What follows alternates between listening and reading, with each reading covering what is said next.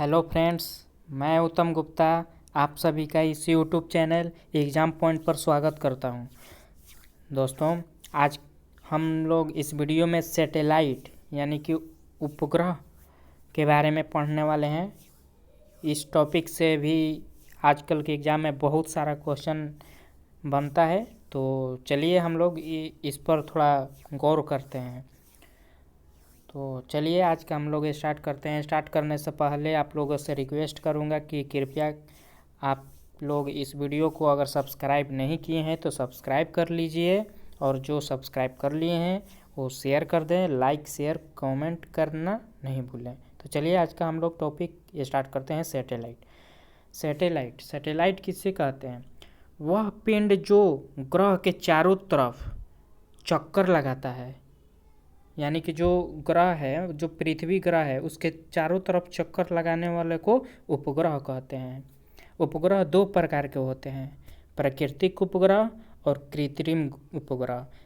पहला है प्राकृतिक उपग्रह, नेचुरल सैटेलाइट, यानी कि प्राकृतिक निर्मित उपग्रह को नेचुरल सैटेलाइट यानी कि प्राकृतिक उपग्रह कहते हैं। जैसे प्राकृतिक उपग्रह में जैसे हम लोगों का पृथ्वी का चंद्रमा उपग्रह हो गया, मंगल का डिमोस फोबोस हो गया।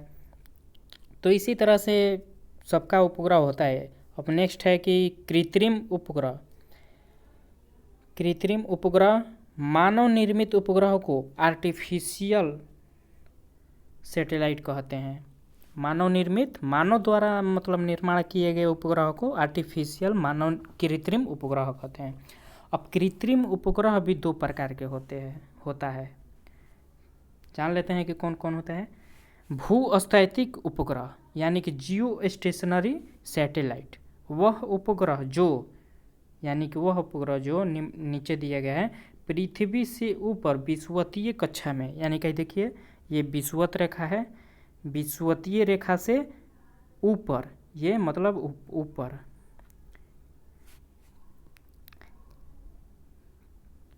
पृथ्वी से ऊपर विषुवतीय कक्षा में, जिसे भूतुल्यकारिक कक्षा यानी कि जियो सिंक्रोनस ऑर्बिट कहते हैं।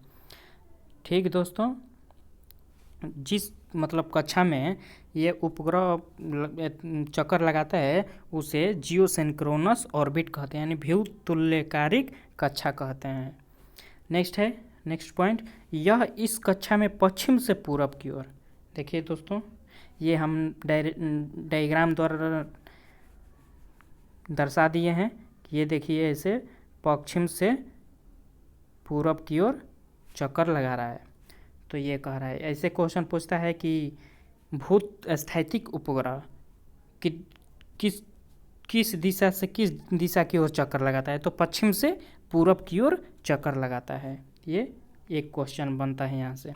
अब नेक्स्ट है कि पृथ्वी से देखने पर यह स्थिर दिखाई देता है क्योंकि इसका आवर्तकाल 24 घंटे का होता है। दोस्तों, ये इस प्रकार का जो उपग्रह है इसका 24 घंटा इसका आवर्तकाल होता है, यानी कि टाइम पीरियड 24 घंटा का होता है। नेक्स्ट है कि पृथ्वी से 36,000 किलोमीटर की ऊंचाई पर या 35,786 किलोमीटर, इतना अक्सर देता है, लेकिन इसका अगर एक्यूरेट देखा जाए तो 35,786 किलोमीटर होता है। और माइल में अगर इसका देखा जाए तो 22,236 माइल की ऊंचाई पर स्थित होता है भूस्थैतिक उपग्रह। अब नेक्स्ट है कि दोस्तों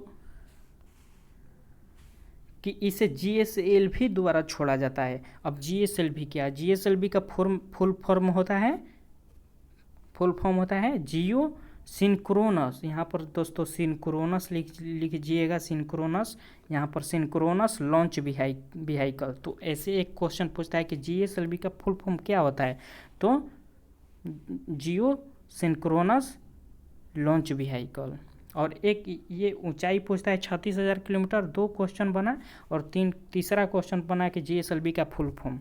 अब नेक्स्ट पूछता है कि इसका उपयोग संचार के क्षेत्र में, जैसे इनसेट, जीसेट, एजुसेट, मेटसेट, ये सब संचार के के क्षेत्र में प्रयोग किया जाता है भूस्थैतिक उपग्रह का। अब नेक्स्ट देखते हैं दोस्तों दूसरा उपग्रह, कृत्रिम उपग्रह का नेक्स्ट देखते हैं बी पॉइंट, ध्रुवीय उपग्रह यानी कि पोलर सैटेलाइट। वह उपग्रह जो पृथ्वी के चारों तरफ ध्रुवीय कक्षा में यानी कि ऐसे ध्रुव, उत्तरी ध्रुव और दक्षिणी ध्रुव होता है, तो उत्तर से दक्षिण की ओर चक्कर लगाता है ऊपर से नीचे, और वो भूस्थैतिक जो था वो पश्चिम से पूरब की ओर चक्कर लगा रहा था। तो आप लोग याद रखिएगा इस पॉइंट को भी, ये पॉइंट पूछता है। नेक्स्ट पॉइंट है कि इसका आवर्तकाल 6 घंटा से 8 घंटा के बीच होता है, जो पृथ्वी से 800 से 1000 किलोमीटर की ऊंचाई पर स्थित होता है। दोस्तों इस उपग्रह का प्रयोग, ऊंचाई पूछता है दोस्तों, ऊंचाई इसका याद रखिएगा और आवर्तकाल याद रखिएगा। इसका दोस्तों यूज पूछता है कि इसका उपयोग किस क्षेत्र में किया जाता है, दूर संवेदन में यानी कि रिमोट सेंसिंग के क्षेत्र में, और वनों की गिनती में। वनों की जो दोस्तों गिनती होता है इसी सैटेलाइट के तहत होता है यानी कि पोलर सैटेलाइट के तहत। अब नेक्स्ट है कि मौसम परिवर्तन में भी ध्रुवीय पोलर सैटेलाइट के द्वारा प्रयोग किया जाता है। नेक्स्ट है कि शेरों की गिनती में, यानी कि दोस्तों बाघों शेरों की गिनती सब वो होता है, डाटा निकाला जाता है, तो इसी सैटेलाइट का यूज करके इसका काउंट किया जाता है। तो अब नेक्स्ट है कि दुश्मन के गतिविधियों का बॉर्डर पर पता लगाने में, यानी कि दुश्मन जो होता है वो सब की गतिविधियों का बॉर्डर पर पता लगाने के में किया जाता है, जैसे IRS रिमोट सेंसिंग सैटेलाइट यानी कि RSS, इस तरह के ये एग्जाम्पल में सैटेलाइट हो गया। नेक्स्ट है क्वेश्चन यहाँ पर दोस्तों पूछता है, एक मिनट दोस्तों, यहाँ पर क्वेश्चन पूछता है कि IRS रिमोट सेंसिंग सैटेलाइट किस प्रकार का उपग्रह है, तो वहाँ पर हम लोगों को जवाब देना पड़ेगा पोलर सैटेलाइट। नेक्स्ट है दोस्तों कि जैसे एग्जाम्पल हम लोग देख लेते हैं पोलर सैटेलाइट का दोस्तों होता है एक अभी हाल ही में यानी कि 1 अप्रैल 2019 को एमीसैट नाम का एक उपग्रह लॉन्च किया गया था। इसका एमीसैट का फुल फॉर्म होता है इलेक्ट्रॉनिक इंटेलिजेंस सैटेलाइट। इसका प्रक्षेपण 1 अप्रैल 2019 को आंध्र प्रदेश के श्रीहरिकोटा में स्थित सतीश धवन स्पेस सेंटर से लॉन्च किया गया था एमीसैट का। तो आप लोग एमीसैट का याद रखिएगा। ये दोस्तों काफ़ी ये पूछा जाता है PSLV किस यान से प्रक्षेपित किया गया, ये पूछता है। तो एमीसैट को PSLV C-45 द्वारा छोड़ा गया था। अब नेक्स्ट है कि इसका उद्देश्य देख लेते हैं, एमीसैट का उद्देश्य क्या था। तो एमीसैट का उद्देश्य था कि पाकिस्तान की सीमा पर इलेक्ट्रॉनिक या किसी तरह के मानवीय या आतंकी गतिविधियों पर नज़र रखना इसका मुख्य उद्देश्य था कि इसका एमीसैट को PSLV C-45 द्वारा छोड़ा गया था। अब नेक्स्ट है कि PSLV रॉकेट एमीसैट को 749 किलोमीटर, जैसा कि हमने बताया कि पोलर सैटेलाइट जो है वो 800 से 1000 किलोमीटर के बीच स्थिर किया जाता है। तो वही लिखा है कि 600 से 1000, तो यहाँ पर वही लिखा है कि 749 किलोमीटर के कक्ष में स्थापित करेगा। यानी कि जो ये एमीसैट है PSLV C-45 द्वारा छोड़ा गया था, तो इसको PSLV एमीसैट को 749 किलोमीटर के कक्ष में स्थापित करेगा। और इसी प्रकार का दोस्तों सैटेलाइट और है जिसको आपको याद रखना है। मुख्य रूप से यही क्वेश्चन पूछेगा कि RI यानी कि रिसैट 2BR1 एक सैटेलाइट है, ठीक। 11 दिसंबर 2019 को ये प्रक्षेपित किया गया था। किस यान से? तो PSLV-C-48 द्वारा छोड़ा गया था। अब नेक्स्ट है कि कार्टोसैट 3 को 27 नवंबर 2019 को PSLV-C-47 द्वारा छोड़ा गया था। नेक्स्ट है कि चंद्रयान 2, ये तो का क्वेश्चन पूछे गए हैं इससे रिलेटेड, कैसे कि ये बहुत चर्चा में रहा था। चंद्रमा पर तो पहुंच गया था लेकिन वो फेल हो गया था, जिस उद्देश्य से उसको भेजा गया था उसमें सफल नहीं हो पाया था। तो दोस्तों इसका प्रक्षेपण 22 जुलाई 2019 को किया गया था और किस यान से किया गया था ये क्वेश्चन पूछेगा। ये 100% याद रख लीजिएगा कि ये क्वेश्चन पूछेगा कि किस यान से प्रक्षेपण किया गया था। GSLV Mk3 M1 द्वारा छोड़ा गया था। दोस्तों चंद्रयान 2 के असफल हो जाने के बाद चंद्रयान 3 को 2021 में प्रक्षेपित किया जाएगा फिर से।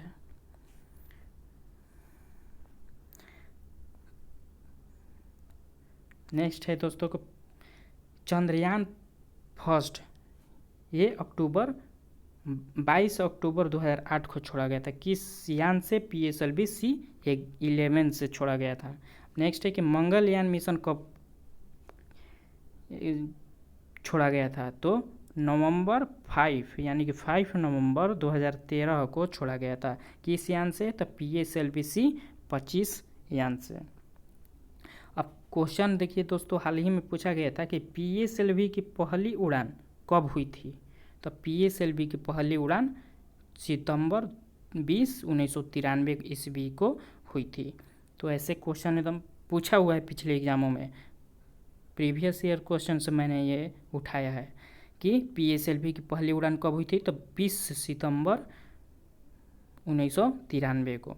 और GSLV को आपको भी याद रखना है कि GSLV की पहली उड़ान 18 अप्रैल 2001 को की गई थी, शुरू की गई थी। तो आप लोग इस तरह से याद रखिएगा। नेक्स्ट है दोस्तों ये सब आप लोगों के जानकारी के लिए है कि आजकल नोट में लिखे हैं कि आजकल उपग्रह का उपयोग नेविगेशन में एवं पोजीशन का पता लगाने में किया जाता है। उपग्रह जो है नेविगेशन एवं पोजीशन का पता लगाने में किया जाता है। इस प्रकार के उपग्रह को GPS कहते हैं, यानी कि ग्लोबल पोजीशनिंग सिस्टम कहते हैं।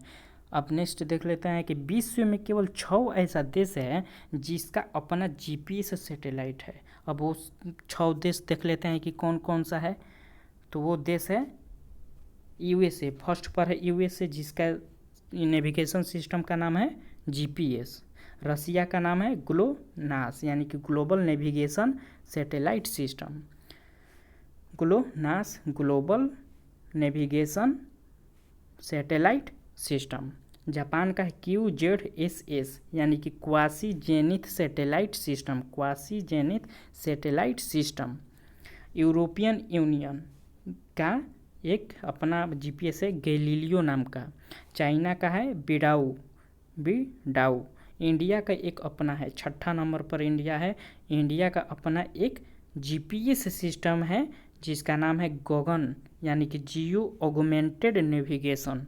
गगन का फुल फॉर्म है जियो ऑगमेंटेड नेविगेशन। तो आप लोग याद रखिएगा।